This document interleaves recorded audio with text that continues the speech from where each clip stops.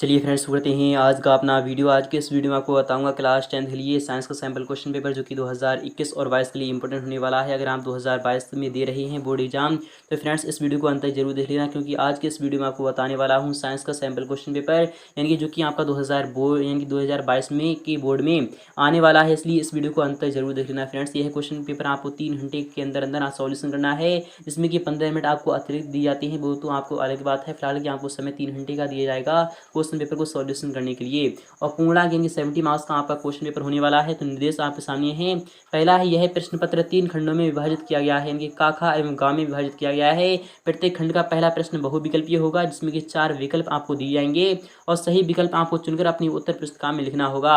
और प्रत्येक खंड के सभी प्रश्न एक साथ करना आवश्यक होगा। अगर आपने खंड का को स्टार्ट कर दिया है तो पहले आपको खंड का ही फिनिश करना होगा, फिर उसके बाद आपको सेकंड वाले खंड में यानी कि प्रवेश करना होगा। प्रत्येक खंड नए प्रश्न से आपको प्रारंभ करना है और सभी प्रश्न अनिवार्य हैं, यानी कि ऑल क्वेश्चंस आर कंपलसरी। जितने भी आपको क्वेश्चंस दिए जाएंगे आपको सभी को सॉल्यूशन करना होगा, यानी कि आपको जितने भी क्वेश्चंस दिए जाएंगे आपको सभी को सॉल्यूशन करना ही करना होगा।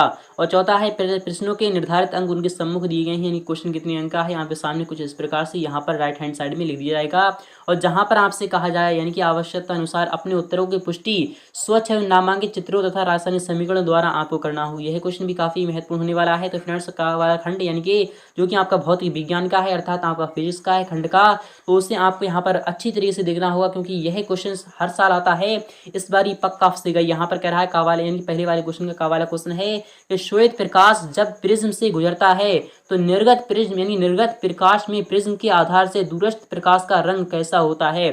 श्वेत प्रकाश जब प्रिज्म से गुजरता है, यहाँ पर कह रहा है जब प्रिज्म से गुजरता है, यानी मान लो ये एक प्रिज्म है, तो निर्गत प्रकाश में प्रिज्म के आधार से दूरस्थ प्रकाश का रंग कैसा होता है। तो दूरस्थ कैसा होता है, तो आपका विकल्प यहाँ पर क्या और लाल होता है, या फिर पीला होता है, या फिर नीला होता है, या फिर बैगनी होता है।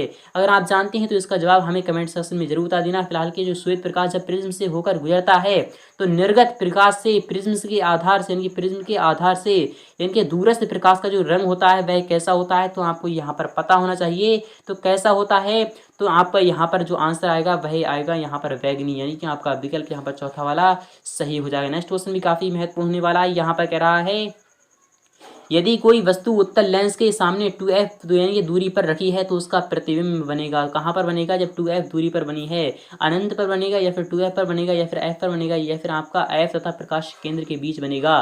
तो आपको यहाँ पर आंसर यहाँ पर क्या आना चाहिए, तो आपको यहाँ पर जब 2f पर रखी है तो उसका प्रतिबिंब भी आपको यहाँ पर 2f पर ही बनेगा, इसलिए आपका विकल्प यहाँ पर सेकंड वाला सही हो जाएगा। नेक्स्ट क्वेश्चन भी काफी महत्वपूर्ण है। एक विद्युत हीटर की सामर्थ्य जब 0.5 किलोवाट है तो इसे 20 मिनट तक उपयोग में लाया गया है, तो उत्पन्न ऊष्मा का मान कितना होगा। तो आपको ये भी निकालना होगा। यह क्वेश्चन भी काफी महत्वपूर्ण है, हर साल फंसता है, इस बार पक्का फंसेगा। फिलहाल के इसका आंसर जो आएगा वह क्या आएगा, आपका यहाँ पर ऑप्शन नंबर यहाँ पर चौथा वाला सही हो जाएगा। नेक्स्ट क्वेश्चन भी काफी महत्वपूर्ण होने वाला है। विद्युत चुंबकीय प्रेरण में एक कुंडली में प्रेरित विद्युत वाहक बल अनुक्रमानुपाती होता है। चुंबकीय फ्लक्स में परिवर्तन के, या फिर परिवर्तन के यानी विद्युत प्रतिरोध के, या फिर चुंबकीय फ्लक्स में परिवर्तन की दर के। तो आपको यह क्वेश्चन चयन कमेंट सेक्शन में बताना होगा। क्वेश्चन में सेकंड वाले का वाला क्वेश्चन है। एक वस्तु को जब यानी कि उत्तल लेंस द्वारा किसी पर्दे पर 3 गुना बड़ा प्रतिबिंब बनता है, यदि वस्तु का पर्दे की स्थितियां परस्पर बदल दी जाए तो उस दिशा में आवर्धन कितना होगा। तो यहाँ पर बता रहा है 3 गुना, यानी कि इसका आवर्धन भी आपका 3 ही आएगा निकल कर। नेक्स्ट वाला क्वेश्चन क्या कह रहा है, खा वाला क्वेश्चन है। यदि किसी धात्विक चालक के प्रतिरोध पर ताप परिवर्तन का क्या प्रभाव पड़ता है, आपको यह क्वेश्चन सॉल्यूशन के साथ बता दूंगा नेक्स्ट पार्ट में। गा वाला क्वेश्चन है।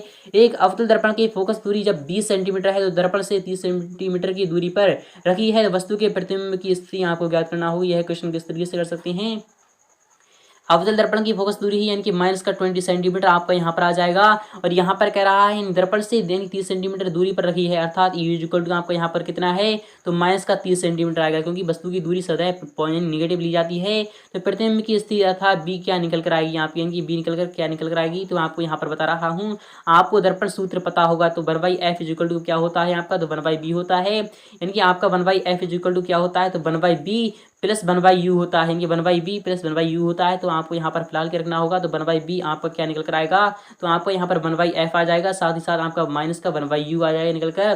तो आपका यहाँ पर क्या निकल कर आएगा, यानी कि f कितनी है आपकी, तो आपको यहाँ पर दिखा रहा है 20 है, और यहाँ पर u कितनी है, तो आपका यहाँ पर क्या निकल कर आएगा, u आपकी यहाँ पर कितनी है, तो 30 है। तो आपको यहाँ पर एलसीएम किस तरीके से आ जाएगा निकल कर, यहाँ पर 20 30 का जो यानी कि हम इसे कॉमन लेते हैं तो आपका क्या निकल कर आता है, तो आपको यहाँ पर 60 आ जाएगा, 60 ही 7 यानी कि 30, यानी कि आपका यहाँ पर 3 यानी कि माइनस का 3 प्लस आपका 2 यानी कि 1/60, अर्थात आपका यहाँ पर 1/60 आ जाएगा, यानी कि b इक्वल टू आपको यहाँ पर -60 सेंटीमीटर आंसर निकल कर आ जाएगा। आई होप आपको समझ में आ रहा होगा।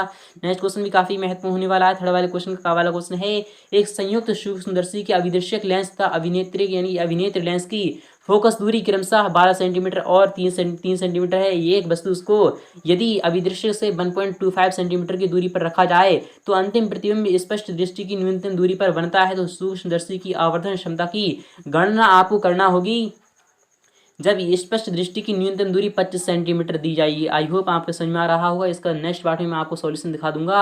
अगर आप इसका सॉल्यूशन चाहते हो तो हमें इस कमेंट सेक्शन में जरूर बता देना, इसका सॉल्यूशन मैं आपको दिखा दूंगा नेक्स्ट पार्ट में। अथवा वाला क्वेश्चन भी काफी महत्वपूर्ण होने वाला है। यहाँ पर कह रहा है कि निकट दृष्टि दोष किसे कहते हैं, तो मानव नेत्र का वह दोष जिसमें कि मनुष्य को निकट का तो स्पष्ट रूप से दिखाई देता है परंतु दूर का स्पष्ट रूप से दिखाई नहीं देता, उसे हम निकट दृष्टि दोष कहते हैं। इसका निवारण करने के लिए किस प्रकार किया जाता है, तो इसका निवारण करने के लिए हम अवतल लेंस का उपयोग करते हैं। किरण आरेख द्वारा आपको समझाना है, तो किरण आरेख आपको यहाँ पर बनाना होगी। फिलहाल की मैं आपको इसका नेक्स्ट पार्ट में फुल सॉल्यूशन दिखा दूंगा। क्वेश्चन नंबर खा वाला काफी महत्वपूर्ण है। प्रतिरोध से क्या तात्पर्य है, यानी कि प्रतिरोध से क्या तात्पर्य, यह किन किन बातों पर निर्भर करता है आपको यह भी बताना होगा। यह क्वेश्चन 4 अंक का होने वाला है आपका। अथवा क्वेश्चन है, एक कमरे में 2 वैद्युत बल्ब हैं, एक ट्यूबलाइट तथा एक प्लग पॉइंट को विद्युत मेष से जोड़ना है। आवश्यक परिपथ आरेख यानी बनाकर स्पष्ट करना है कि इन युक्तियों को किस क्रम में संयोजित किया जाता है। आपको यह भी बताना होगा। यह क्वेश्चन भी काफी महत्वपूर्ण है, हंसा फंसता है, इस बार पक्का फंसेगा, इसलिए इस क्वेश्चन को अच्छी तरीके से आपको प्रिपेयर करना है। क्वेश्चन चौथा वाला क्या कह रहा है कि वैद्युत मोटर को नामांकित आपको चित्र बनाना है तथा इसकी कार्य विधि भी आपको बताना है। इसका उपयोग किस प्रकार से ऊर्जा रूपांतरण करता है आपको वो भी बताना होगा। अथवा क्वेश्चन है, वैद्युत बल्ब का सिद्धांत क्या है, रचना एवं कार्य विधि क्या है आपको समझाना है। वैद्युत बल्ब में वायु निकलकर नाइट्रोजन या ऑर्गन क्यों भरी जाती है आपको यह भी बताना होगा। यह क्वेश्चन भी आपका 7 अंक का हो जाएगा। तो खंड खा आपका यहाँ से शुरू हो रहा है तो आपको यहाँ पर भी देखना होगा। तो खंड खा आपका रासायनिक विज्ञान का यानी केमिस्ट्री का होने वाला है। 5वें क्वेश्चन का वाला क्वेश्चन है कि कैल्कोसाइट अयस्क है। तो फ्रेंड्स कैल्कोसाइट किसका अयस्क होता है, आयोडीन का होता है, आयरन का होता है, सोडियम का होता है, कॉपर का होता है। तो आपका विकल्प यहाँ पर चौथा वाला सही हो जाएगा, यानी कॉपर का होता है। क्वेश्चन नंबर खा है कि आग बुझाने वाले यंत्र में प्रयुक्त यानी होने वाला पदार्थ कौन सा है, तो आपको यहाँ पर पता होना चाहिए कि कौन सा उपयोग हम करते हैं। यानी आग बुझाने वाले यंत्रों में हम किसका उपयोग करते हैं, तो आपको पता होगा यानी सोडियम कार्बोनेट का करते हैं। नेक्स्ट वाला क्वेश्चन है, पॉलीथीन किस यौगिक का बहुलक होता है, तो पॉलीथीन जो होता है वह किसका बहुलक होता है, किस यौगिक का बहुलक होता है, तो आपको यह कमेंट सेक्शन में बताना होगा।